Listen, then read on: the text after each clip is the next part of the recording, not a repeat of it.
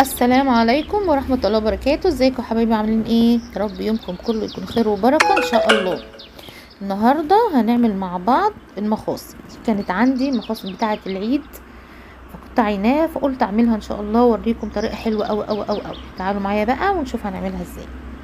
انا حطيت هنا طاسة على النار، حطيتها تسخن خلاص، وبعدين بعد ما سخنت حطيت فيها حتة من اللية صغيرة كده واسيبها لما تسيح. اللي مش عايز يحط ليها ما يحطش، بس هي بتديلها ريحه وطعم حلو قوي بصراحه.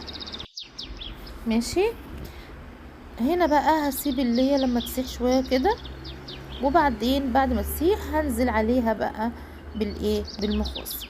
نشوفها كده مع بعض اهي. طبعا انا غسلاها ومنضفاها وفتحاها، ده اللي بيبقى في قلبها. هديها تشويحه حلوه كده لحد ما لونها يعني يبيض ويغير. على فكرة يا جماعة ممكن زي ما بنعمل المخاصي كده ممكن نعمل اللي هي الضرة. عارفين الضرة؟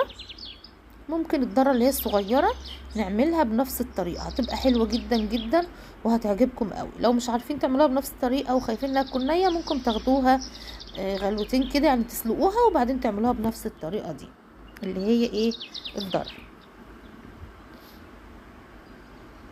شايفين لونها بقى عامل ازاي؟ هنزل بقى هنا بالثوم المفروم. طبعا انتوا بتقولوا الثوم ده لونه عامل كده ليه؟ هو الثوم ده نوعه كده، اما بيقعد شويه بيغمق بالمنظر ده. خلاص هشوحه تشويحه كده. ومعايا هنا عود روزماري، عايزين تفرطوه يعني تقطعوه كده وتحطوه، حطوه هيبقى حلو جدا، لكن انا بحبها كده عشان في الاخر بحط الروزماري دي على الوش، وانا بصراحه باكلها. هنا بقى ده قرن فلفل احمر حامي. اللي مش عايز القرن الحامي ده بلاش، مش مشكلة، ممكن تحطه بارد عادي، بس هو بيدي طعم وريحة حلوة قوي للأكلة. نشوحهم كده مع بعض، ريحته طلعت. هنزل بقى بالفلفل الألوان.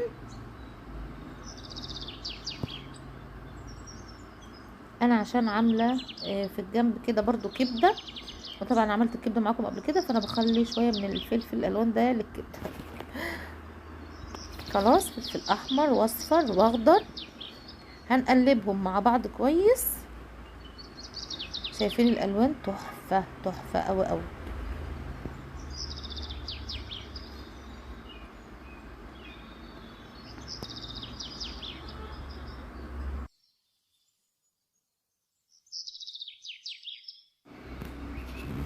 هنا بقى اجيب شويه زعتر جاف وافركهم كده. مش عايزه اقول لكم يا جماعه ريحته خرافه، ريحته تحفه جدا. دي طماطمايه انا بشربها بالمبشره، بتبقى طعمها مسكر كده وبتدي طعم حلو للاكله. خلاص، حط بقى التوابل بتاعتنا، ملح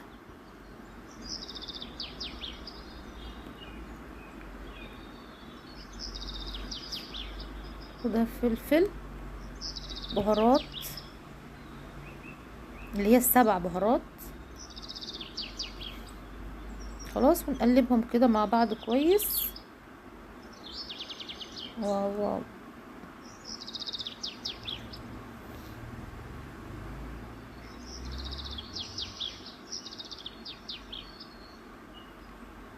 طبعا الصوت، انا طبعا كاتمه الصوت بتاع الاكل عشان بيعمل وش، وبسجل انا الصوت، بس انا كان نفسي تسمعوا صوته الاكله وهي بتطش كده مع الليه. خلاص، هنا بقى بصلايه فرماها صغير وحطيتها.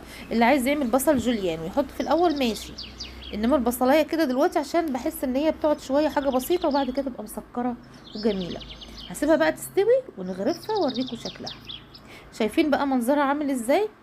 تحفه جدا والله يا جماعه، رائعه جدا وطعمها خرافه. اتمنى اللي ما اشتركش معايا في القناه واللي ما اشتركش معايا في القناه يشترك وفعلوا الجرس يوصل لكم مننا كل جديد. اتمنى فيديو النهارده يكون عجبكم، والسلام عليكم ورحمه الله وبركاته.